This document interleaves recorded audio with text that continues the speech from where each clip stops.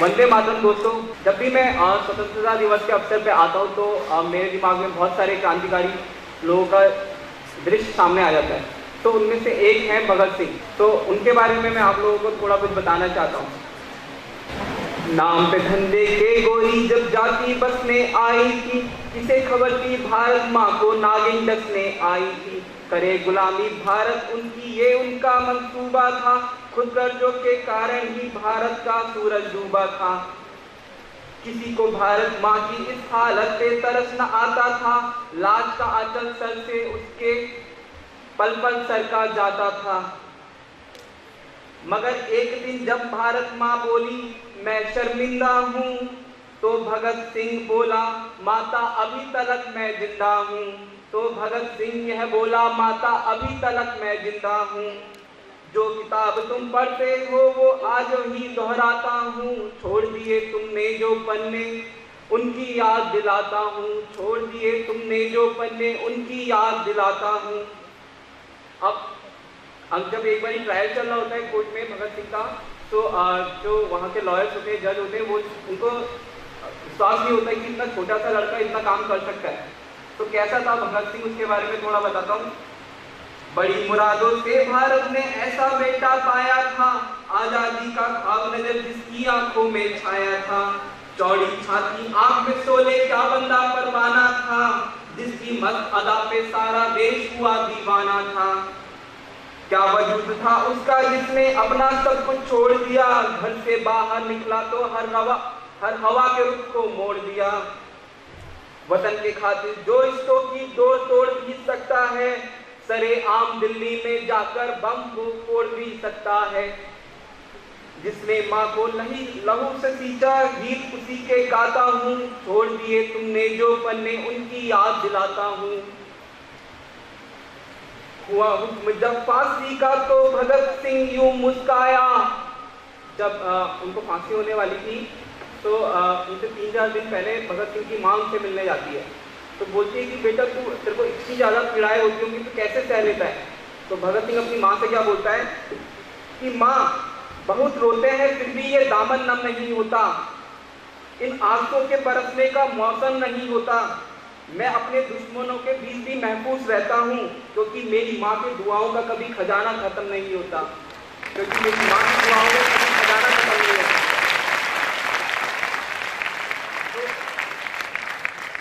हुआ हुक्म जब फांसी का तो भगत सिंह यूं मुस्काया, बोला माँ अब गले लगा लो मुद्दत में मौका आया।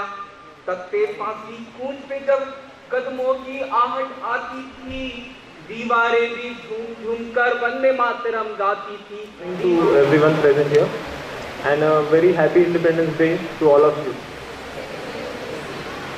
I would like to thank the management and staff of Group for giving me this opportunity to be today's chief guest, and keeping in mind the hearing capacity of students, I won't take much time, so you can relax a bit.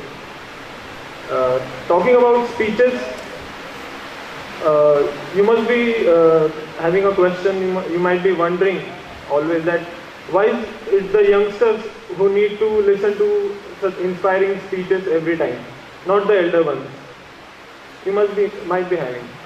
So according to me, we need to listen to these inspiring speeches, because youth is not just a state of age. Youth is state of revolution. It's the power of future and strength of mankind.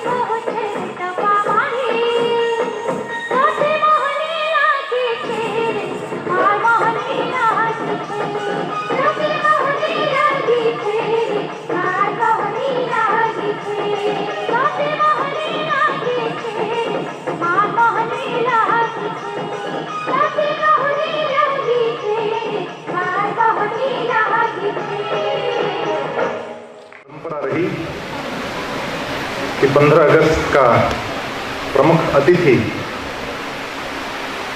वो छात्र होता है जो 12वीं कक्षा में प्रथम होता है, और इसलिए 15 अगस्त के प्रमुख मेहमान बुलाए नहीं जाते, वो स्वयं तय करते हैं कि अगले साल 15 अगस्त का झंडा कौन लहराएगा। 12वीं के छात्र यहाँ जो भी बैठे हैं, उन लोगों के मन में उस झंडे को फहरते समय ये निश्चित रूप से आना चाहिए कि अगले साल उस जगह पे मैं हूँगा। आज निशान उस जगह पे खड़ा था। मैं वास्तव में बहुत आनंदित था जब उसका सम्मान कर रहा था। भले ही वो प्रमुख अतिथि हों, लेकिन है तो हमारा छात्र, इसलिए चाहे कितना भी बड़ा हो जाए, मुझे पता है कि वो आगे जाके यूपीएससी की एग्ज़ाम देगा। हो सकता है कभी कलेक्टर बन के फिर अहमदनगर ज़िले में भी आएगा, लेकिन जब भी आएगा हम उससे निशान तू कैसा है ऐसा ही कहेंगे। मुझे बड़ा नाज है निशान के ऊपर कि पूरे साल भर मेहनत करके ये झंडा फहराने का जो अभिमान होता है वो उसने स्वयं पाया। विद्यालय की प्रधानाचार्य, सारे शिक्षक, उपस्थित अभिभावक एवं छात्रों, मैं कई बार सोचता हूं कि अंग्रेजों ने हमें कह दिया कि you will be independent, we are giving you independence, और फिर उसका भाषांतर हमने हिंदी में कर दिया स्वतंत्रता दिवस। उन्होंने कहते हुए कहा था कि इंडिपेंडेंस डे है, और हमने लेते हुए कह दिया कि हम स्वतंत्रता दिन ले रहे हैं। मुझे आश्चर्य होता है कि भाषांतर करते समय हम कैसे चूक गए। मैं नहीं मानता कि ये सही भाषांतर है। इंडिपेंडेंस शब्द आया है डिपेंडेंस से। जो अवलंबित होता है वो डिपेंडेंट होता है, जो निरावलंबित होता है, जो किसी के ऊपर अवलंबित नहीं, वो होता है इंडिपेंडेंट। फिर ये इंडिपेंडेंट को हमने स्वतंत्रता से कैसे जोड़ दिया? मुझे लगता है कि हमें कहना चाहिए था कि ये हमारा आत्मनिर्भर होने का दिन है, यह आत्मनिर्भरता का दिन है। ये स्वतंत्रता दिन कैसे कह दिया हमने? जिन्होंने भी किन्होंने भाषांतर किया होगा उनको जाके जरूर पूछना होगा कि ऐसा कैसे भाषांतर कर दिया। और जैसे ही हम आज कहते हैं कि हम स्वतंत्र हो गए, तो स्वतंत्रता आदमी को उच्छृंखलता की ओर ले जाता है, उच्छृंखल बना देता है कि मेरे मन में जो आए मेरी मर्जी। आपने वो डायलॉग सुना होगा, मेरी मर्जी। मेरी मर्जी का मतलब स्वतंत्रता नहीं होता, और इंडिपेंडेंस डे का मतलब भी स्वतंत्रता दिन नहीं होता। ये तो आत्मनिर्भर होने का दिन है।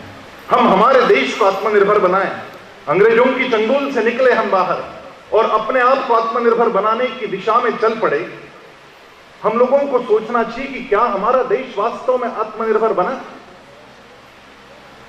आत्मनिर्भर संसाधनों की भाषा में हो सकता है रिसोर्सेस। रिसोर्सेस में हम जरूर कई जगह पे आत्मनिर्भर बने होंगे, लेकिन हमें हर एक को ये स्वयं को पूछना चाहिए कि क्या मैं वास्तव में आत्मनिर्भर हूं? सबसे पहले मैं जगता हूं सुबह के समय में, तो क्या मैं अपना बिछोना खुद तय करता हूं? क्या मैं अपने ओढ़न को खुद तय करता हूं? कि क्या मैं अभी भी निर्भर हूं अपनी मां के ऊपर कि मां मैं निंदों से उठ जाऊं? मैं तो बहुत आगे की बात कह रहा हूं, उससे थोड़ा सा और भी पीछे चले जाएं, सुबह जल्दी उठने की बात होती है। क्या हम आत्मनिर्भर है? क्या स्वयं से पूछिए आप, क्या मैं आत्मनिर्भर हूं? मैं स्वयं सुबह जल्दी उठता हूं, या मुझे अपने मोबाइल में गजर लगाना पड़ता है, मां को कह के सोना पड़ता है कि मां मुझे उठाना? क्योंकि हम आत्मनिर्भर नहीं है। वो मोबाइल का गजर बजने के बाद भी हम नहीं उठेंगे, इसकी गारंटी है, इसलिए तो मां को कहते हैं। तो क्या हम आत्मनिर्भर बने? थोड़ा सा स्वयं से पूछिए। मैं देखता हूं एग्जाम के दिनों में, खैर अपने विद्यालय में मैंने नहीं देखा, लेकिन कई जगह पे मैं देखता हूं कि मुझे कितनी पढ़ाई करनी है ये वो छात्र तय करता है मेरे आगे और पीछे कौन है इस वक्त। कि मेरे आगे बड़ा होशियार लड़का है, निशांत मेरे आगे बैठने वाला है, तो पीछे बैठने वाले को कोई ज्यादा पढ़ाई की जरूरत नहीं, निशांत को पीछे से टोकते रहेंगे, पोक करते रहेंगे कि भैया तेरा पेपर थोड़ा सा साइड में कर दे, ताकि मैं पीछे से देखता रहूं। क्योंकि मैं आत्मनिर्भर नहीं हूं, मैं परावलंबी हूं। क्या मैं अपने स्वयं के कपड़े स्वयं के हाथ से धोता हूं? कम से कम अपने निजी कपड़े धोता हूं? पूछ लेना खुद को। 5वीं के आगे के जो छात्र है उनको अपना अंडरवेयर बनियान कम से कम अपने हाथ से धोना ही चाहिए। इतनी तो आत्मनिर्भरता आनी ही चाहिए। और इन छोटी छोटी बातों में जब हम आत्मनिर्भर बनेंगे तभी जाकर ये देश आत्मनिर्भर बनेगा। जब तक व्यक्ति आत्मनिर्भर नहीं बनता तब तक समाज आत्मनिर्भर नहीं बन सकता। जब तक समाज हम हर चीज के लिए किसी के ऊपर डिपेंडेंट है, हर चीज दूसरे को पूछ के करते, हमारी विचारों की भी स्वतंत्रता हमें नहीं, उसके लिए भी हम स्वयं आत्मनिर्भर नहीं। मैं जानता हूं एक आदमी को यहां देहात में रहता है, हर चीज के लिए अपने पत्नी पर निर्भर है, हर चीज उसको पूछ के करता है, स्वयं का निर्णय करना उसको आता नहीं। वो अपनी पत्नी से पूछता है आज मेरा बहुत सर दर्द हो रहा है, क्या करूं मैं? वो पत्नी बोलती है जाओ डॉक्टर के जाओ, दिखा के आओ। नहीं मैं गांव के डॉक्टर के जाऊं या शहर के डॉक्टर के पास जाऊं? बोलता है बहुत ज्यादा दर्द हो रहा हो तो शहर के डॉक्टर के पास जाओ, यदि कम दर्द है तो अपने गांव में अच्छे डॉक्टर हैं। उसने कहा नहीं बहुत दर्द है। उसने कहा फिर जाओ शहर जाओ, लो ये पैसे जाओ शहर में। ये शहर में आया, डॉक्टर के पास गया, डॉक्टर ने उसको बोला कि आंखें दिखाओ, जीभ दिखाओ, उसकी नाड़ी परीक्षा की, सारा उसको देखने के बाद में उसको बोल दिया तुझे तो अम्ल पित्त हुआ है, एसिडिटी। हम हिंदी के बारे में भी आत्मनिर्भर नहीं है, अम्ल पित्त का मतलब भी नहीं समझेंगे, हमें एसिडिटी समझाएंगे तभी हाँ बराबर अब आया, ये हिंदी शब्द है हमारे लिए। तो एसिडिटी होगी। तो उसने कहा ये 2 दवाइयां दे रहा हूं, सुबह में 2 शाम को 2 ले लेना। उसने कहा साहब कितने बजे लेना? उसने कहा खाने के समय ले लेना। इसने पूछा साहब जरा ढंग से बताइए, खाने से पहले लेना, बीच में लेना या अंत में लेना? उसने कहा अंत में लेना, खाना हो जाए उसके बाद लेना। उसने कहा साहब एक एक करके लेना या एकदम से लेना? उसने कहा नहीं एक एक करके लेना, नहीं तो अटक जाएगी गले में। चबा के खाना, गीटना। डॉक्टर ने कहा गीटना है, एक एक करके गीट लेना। उसने कहा किसके साथ गीटना है, पानी के साथ या दूध के साथ? डॉक्टर परेशान हो गया। डॉक्टर ने बोला दूध के साथ पी लो, कोई बात नहीं, जाओ आप। उसने कहा डॉक्टर साहब ऐसे जल्दी मत करो, दूध किसका होना चाहिए, गाय का या भैंस का? डॉक्टर ने बोला गधी का पिया तो भी चलेगा, लेकिन अब जाओ। उसने कहा डॉक्टर साहब गुस्सा मत हो, दूध ठंडा चाहिए गर्म? डॉक्टर ने कहा निवाया पीना, बहुत ज्यादा गर्म भी नहीं, बहुत ज्यादा ठंडा भी नहीं। डॉक्टर साहब कितना दूध पीना चाहिए, कटोरी भर या गिलास भर या लोटा भर? डॉक्टर ने कहा कटोरी भरी पीना, ज्यादा मत पीना, नहीं तो कल दस्त हो जाएंगे और फिर आना पड़ेगा मेरे पास, अब जाओ। नहीं डॉक्टर साहब बैठे बैठे पीना या खड़े खड़े पीना है? डॉक्टर परेशान हो गए। डॉक्टर बोले बैठे बैठे पीना, लेकिन अभी खड़े हो जाओ और जाओ। डॉक्टर साहब गुस्सा क्यों हो रहे हैं, अपने ही हाथ से पीना या बीवी के हाथ से पीऊं तो भी चलेगा? डॉक्टर को इतना गुस्सा आया, डॉक्टर बोला फीस लाओ मेरी 40 रुपया। बंदे दूं या छुट्टे? डॉक्टर इतना परेशान, उसने अपने ड्रॉवर खोला, 20-20 की 2 नोटें निकालकर इस आदमी के हाथ में दे दी और कह दिया कि जाओ कटो यहां से। डॉक्टर साहब आपने मुझे क्यों पैसे दिए? 20 रुपए की रिक्शा करना, 20 रुपए की दवाई खरीद के जाओ। ये 20-20 की 2 नोटें अपने हाथ में लेकर बाहर आया, नोटों को निहारता रहा, देखता रहा। दूसरा पेशेंट अंदर चला गया था। जब वो बाहर निकल कर आया तो ये फिर अंदर गया। बोले डॉक्टर साहब आखिरी एक सवाल। बोले क्या हुआ? बोले कौन से 20 रुपए दवाई वाले को देने हैं, कौन से 20 रुपए रिक्शा वाले को देने, इतना बता दो। ये हमारा परावलंबित्व है। हम कोई निर्णय स्वयं नहीं कर सकते, हम स्वयं के कपड़े नहीं धो सकते, हम स्वयं का बिछोना नहीं तय कर सकते, हम स्वयं का स्व अध्ययन नहीं कर सकते, हमारा कूड़ा करकट।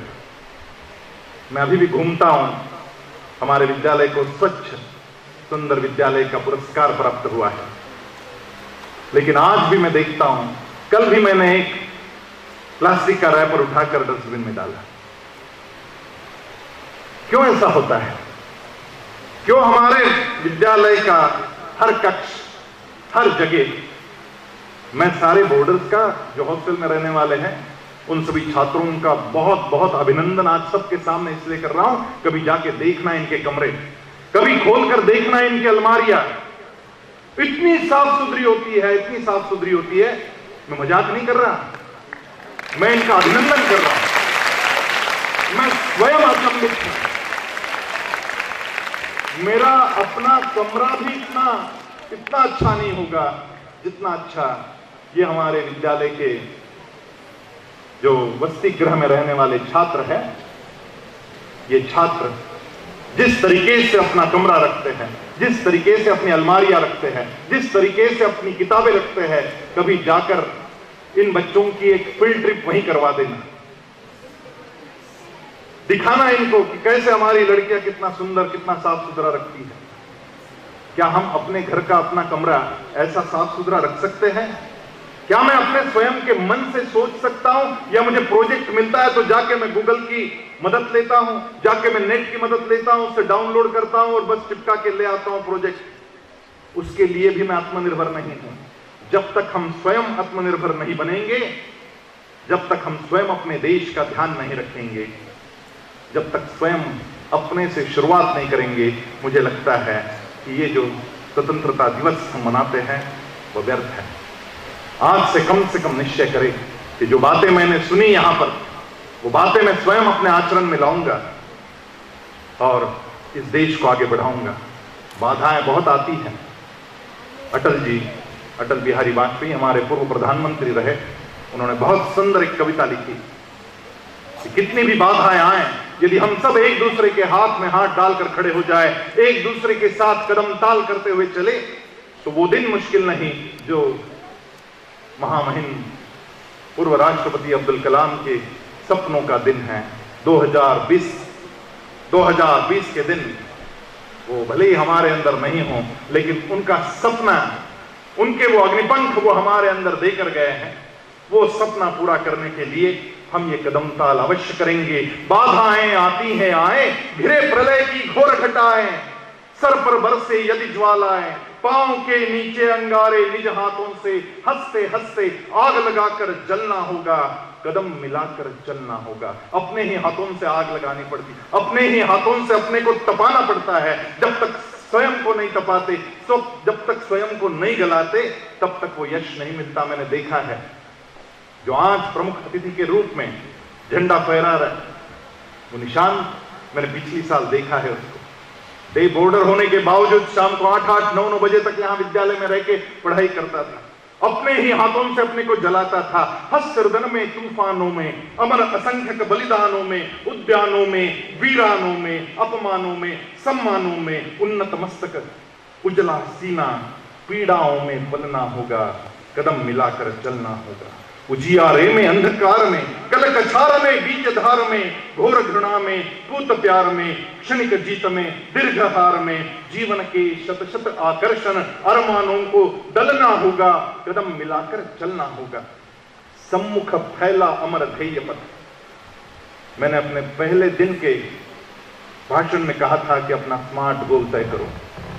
आप सबने वो तय किया कि मैं क्या करूंगा इस साल। याद है ना आपको कि भूल गए उस बात को? याद है? सम्मुख फैला अमर ध्येय पथ, प्रगति चिरंतन कैसा इतियथ, सुष्मित हर्षित कैसा श्रमश्लथ, असफल समल सफल समान मनोरथ, सब कुछ देकर कुछ न मांगते, पावस बनकर ढलना होगा, कदम मिलाकर चलना होगा। कुश काटों से सज्जित जीवन, प्रखर प्यार से वंचित यौवन, नीरवता से मुखरित मधुवन, परहित अर्पित अपना तन मन।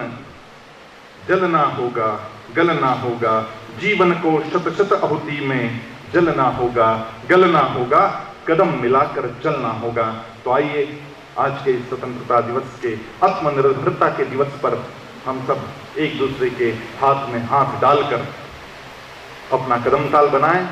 इस विद्यालय के माध्यम से, ध्रुव एकेडमी के माध्यम से हम लोग देश को ऐसी राह दिखाएं, केवल guiding star to world of education ना बने, हम लोग guiding star to the nation बने।